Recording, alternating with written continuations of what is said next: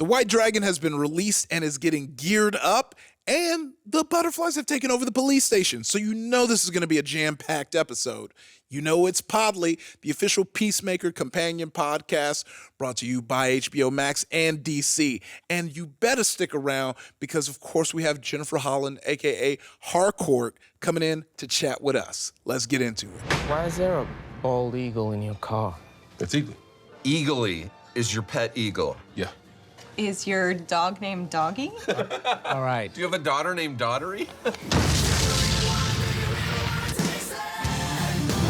Welcome, everyone, to episode 6 of Podly, the official Peacemaker companion podcast brought to you by HBO Max and DC. And I'm your host, Fiona Nova. And I'm your host, Ify Nwadiwe. We got a bunch of twists and turns this episode. It ended in a cliffhanger with Leota discovering that Mern's a butterfly. But plot twist, everyone knows that Mern's a butterfly. Yeah. So we're going to be talking about it, chatting about it. Yeah. We got a lot of things to deep dive into. And then we have an amazing interview with Jennifer Holland, a.k.a. Harcourt, the love of my life. So, yeah, let's get into it. So like the episode before, like you said, she finds out Mern's a butterfly because she put on the X-ray helmet. It's this big moment. Then Harcourt pulls up at the start of this episode and basically reveals that almost everyone except for Vigilante and Peacemaker knows. I probably eagerly knows if he was able to speak. Yeah. But Judo Master said, you don't know, Right. what they're up to. And it seems like, we didn't know. Obviously, Mern being a butterfly at that time in the past episode when we discovered it, it was like, oh my gosh. Yeah. But I really do love the fact that everyone just knew. Yeah. I know. Everyone was not surprised. Yeah. And I feel like, I guess it makes sense on how they're getting that information is because there's like an insider. A butterfly is playing both sides. Yeah. So it's pretty interesting. I think it gives actually the butterflies more character, in my opinion. So yeah, no, I mean, this was a lot of fun to like that beginning sequence. And then the fun continues when we go to the show and with tell. the show and tell, which I was like, where did this come from? I know, it's such a fun aside where you get to see just this kind of lighter side, especially since it seems like things are about to get more intense. So we get a little more fun before things get super serious. And I feel like it will always be fun, but yeah, you're right. It's going to kind of take some turns, maybe some emotional turns. And I think like the show and tell part, whether it advances the plot or not, it is just a great aside to like, and I love the interaction with a kid and like obviously Peacemaker, who is not good at any kind of social cues and is probably not the person who should be talking to children. Oh yeah. Like I don't think he's the right person to be doing that. Like, she was Wonder Woman was I effing me. Yeah. And he was like, hey, and he was like, I said effing. Urkel. Have you met Wonder Woman? I've never met her, but she did spend an entire party I-effing me from across the room. Sick. Dude, I said effing. Any more questions? So then we have this issue where Peacemaker's dad is now out of jail. Yeah, so that was a whole thing that was so tough because I'm like, I got the wrong person, but he's bad. Let it happen. Stop trying to be a super cop. And so they free this super powered white supremacist because they think that's what's best. And they're trying to take in Peacemaker. They're onto it, and we're also having this kind of conversation now that Peacemaker is having with Goff. Right, yeah, Goff starts tapping on the jar, and that's also a great interaction between Vigilante and Peacemaker. They're always having the best convos of how do we communicate. Yeah. Also, Vigilante completely missing the point of asking yes or no questions. Okay, Goff. 1 tap is yes. 2 taps is no. Do you understand? Okay, Goff, is that a peace sign? Ooh, Goff, what's your favorite color? Dude, it's yes or no questions. I just said it. Right, okay, yeah. Goff, is your favorite color teal? Bro, what the fuck? It was just so perfectly frustrating in that friendly, frustrating way where it's like, no, we're focusing on other things right now. Yeah, and I mean, okay, so from there, we get the trailer surrounded because they're trying to take down Peacemaker. Yeah. The police are. Yeah. We have this fateful moment where Goff gets out because it breaks while they're running out and takes over another person. And it's not just like any person of like a really big detective. Yeah. So she does have power, which we did realize. We kind of learned that the butterflies are taking positions of power, it seems. So this is not just a person that they're taking over. It's someone who has access to the entire police department and higher ups and stuff. But, you know, Peacemaker is eventually able to get out with this cop who was trying to save him before with the fingerprints. And then she went above his head. And now he's cleaning up after her, who is now a butterfly. So it's a real mess. And so from there, we jump into like this insane swarm of butterflies that are now about to essentially take over the police department. It's a whole they are montage. going to take. It's a whole montage. You got the butterflies taking over, but then you also have the white dragon gearing up, getting ready to take. Getting all these like white supremacists to like.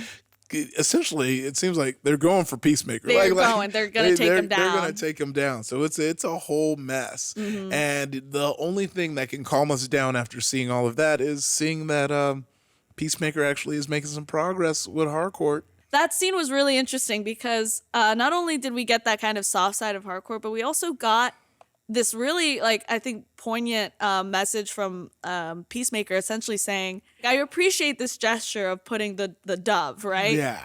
But it's not the dove I'm worried about. It's like, I don't want to kill anyone anymore. Like, what am I doing? I felt like that was very, not only is it just a heart-to-heart with Harcourt, but it's also just opening up Peacemaker to us. Seeing that, he is really trying to do good, but he's maybe just a little lost and possibly a little dumb. Yeah. Not possibly. Yeah. We've been new. But he's, just, and then he hops on that piano and starts tickling the ivories. Yeah, and that's when we kind of get a glimpse of, like, the backstory. We really get into, like, the nooks and cranny of it. And then we have that bombshell of a press conference where the diary has finally been found, which, that was the moment because now all of this is yet again falling on Peacemaker. Now the relationship between Leota and Peacemaker are, like, on the edge. Yeah. Remember, she did that at a time where they were actually connecting in a big way. Yeah. And now it's blowing up in her face. Well, I think she knew what she was doing wasn't super right, but I think like she kind of forgot about it and then it got brought back up and it's like, oh no, like we did all of this together. I wish I didn't do this. Like I know there's going to be a ton of regret. Yeah. Yeah. I mean, that's a recap. Yeah. And there was a lot of things to talk about in episode 6, but we are very lucky to have Jennifer Holland here. Yeah. Who plays the love of your life. The love of my life. Let's kick it over there and see what's up. We are joined for episode 6 by the beautiful and amazing Jennifer Holland, who has an amazing, I love the shirt. I immediately when I saw you, I clocked the shirt and I was like, butterflies. Yeah. Yes. I'm like, will they mention the shirt? Good. Of course. Yes. How could I not? Yeah, no. No, it looks so great. So listen, we've got a bunch of questions for you, but let's start it off. This episode 6, it just continues to reveal kind of the softer side of your character, Harcourt. Do you like playing a no-nonsense badass, or do you like digging into that tender stuff, the juicy things? I think that you kind of dig into both of those things. I think the thing about Harcourt is that I just love her. I love every aspect of who she is. And she's a really complex, complicated, flawed individual. I think she's awesome. And I just feel so grateful for James to write this really wonderfully complex character that I get to portray. Yeah, I know. And you definitely see elements in that when, you see the group chat come into play and just, you're like, oh yeah, no, it's all coming together. It seems like we're getting into that soft exterior, hopefully. And on the like badass side, it looks like we got a, big action set piece on the way. And how do you like approach the physical action in the show? For me, I grew up as a competitive gymnast, and having the opportunity to use my athletic abilities in this role was kind of just a dream come true. I've never gotten to do action like this before. I've gotten to do little pieces and things, but this stuff is just so juicy and amazing. And we had the most incredible fight choreographers and stunt team. And they choreographed, in my opinion, some of the most amazing fight sequences throughout this series. I would have not looked cool at all if it weren't for Julia, who's my stunt double. She taught me everything. She spent so much time with me, and I had a great time with her. She's really, really awesome. Seems like so much fun just to like roll around, jump around. Yeah. But then I realized, oh no, that's probably really hard. Yeah. And I probably would break an ankle. Yeah. But listen, I think this is something that I've always wanted to ask, because you play it so straight in the show. Like you have to keep your composure. You have to you are the person who doesn't laugh, but you are playing with a bunch of goofs.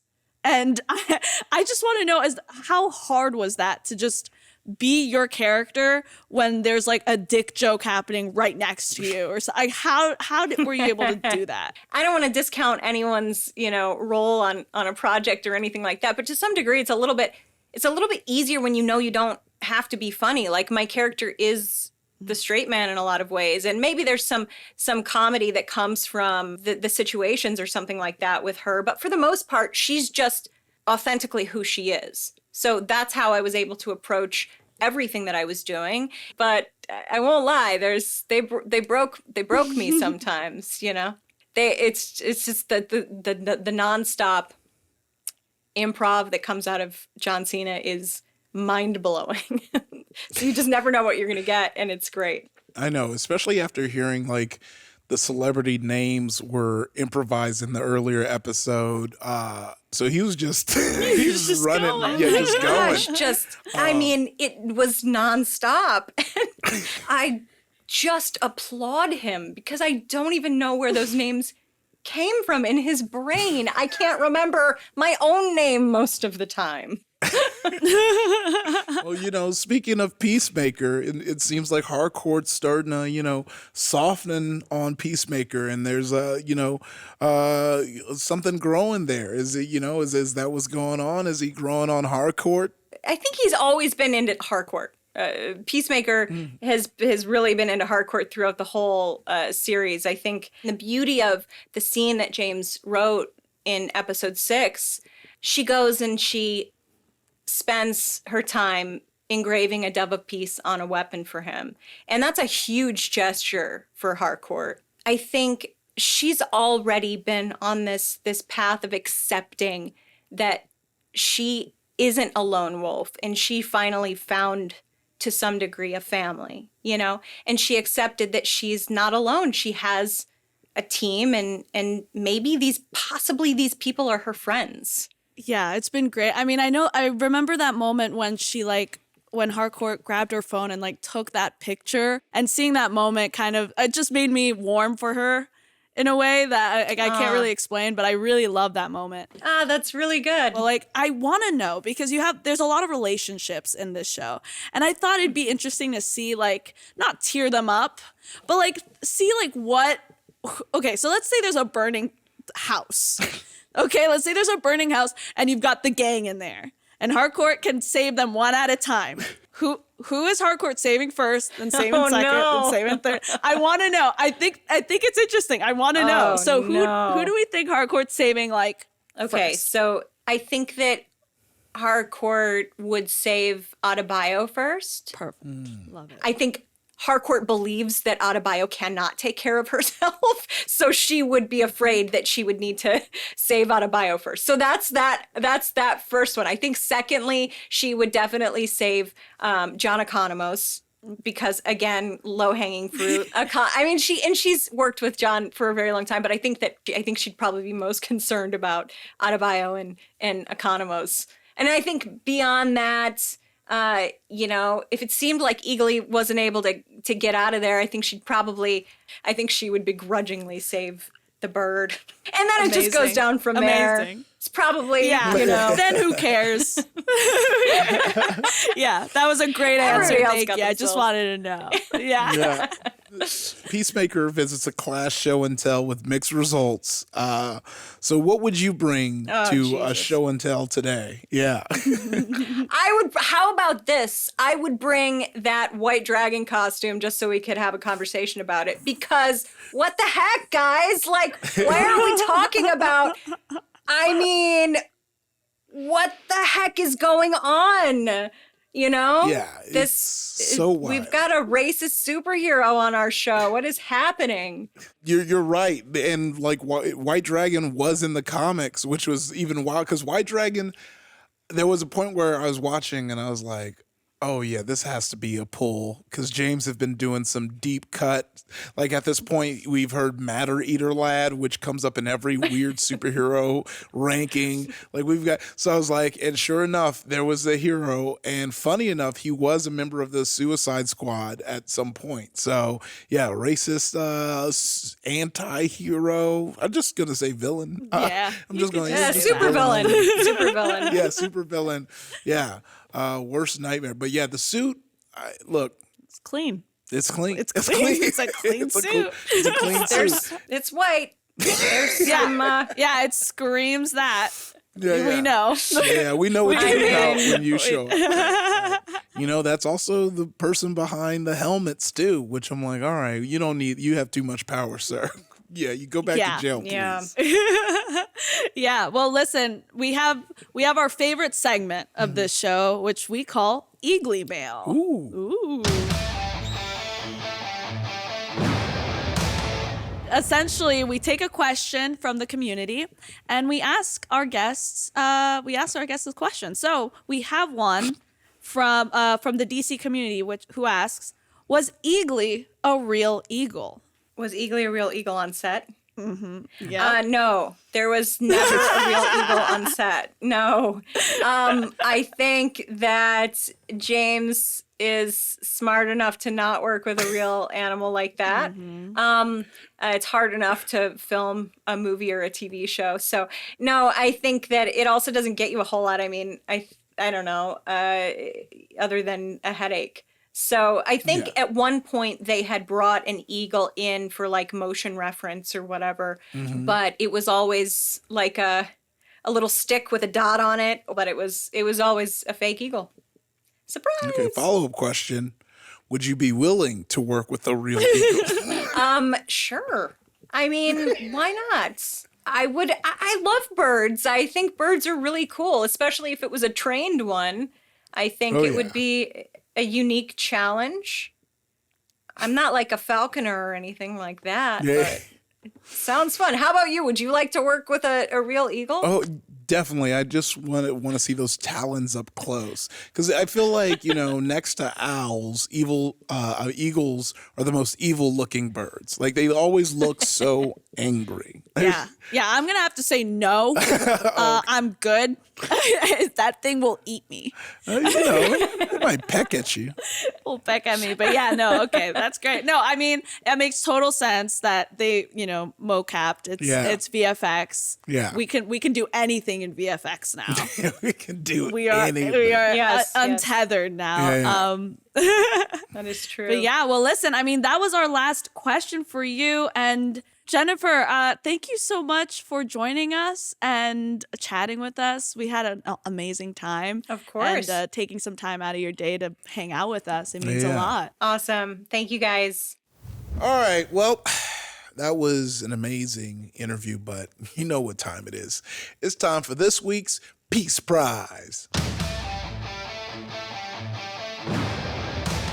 So, Peacemaker can handle himself in most situations, except when kids are just owning him continuously.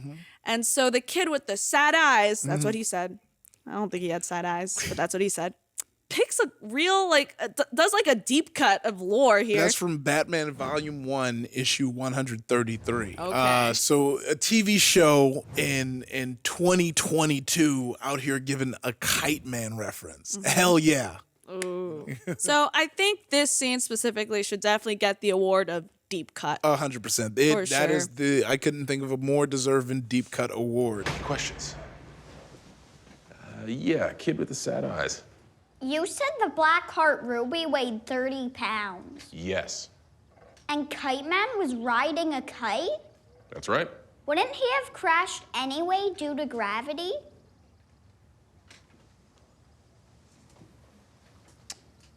No. Look, that's another time to talk about that DC Universe Infinite. You know, you can plug that in and you can find out about Kite Man yourself. See, I like that the show is helping us help you get more, nerd stuff for your crew, Well, thanks everyone for watching. We got to get up out of here. It's about that time. It is about that time. But thank you for watching and listening to Podly, the official Peacemaker companion podcast from HBO Max and DC. And make sure you're going ahead to subscribe to us on Facebook, Instagram, and on Twitter, and giving us your favorite moments from the show. And if you want to rock some sweet, sweet Peacemaker merch, check out the shop at shop.dccomics.com and you can see all the latest drops. And just like I was saying earlier, make sure you sign up for DC Universe Infinite. That's the one way you can be caught up on all the things referenced on the show. And then when you're all addicted to comics, you could just keep watching them because they have a subscription service that keeps you tapped in to the culture. Nerd culture, that is. Yeah. All right. Yeah. So, don't forget to, follow us, like I said, and, of course, stream Peacemaker and Podly on HBO Max. And get ready for the next episode. We're getting towards the end of this, and it's only going to get better. So we'll catch you next time. Keep the peace. We keep in peace. Keep the peace.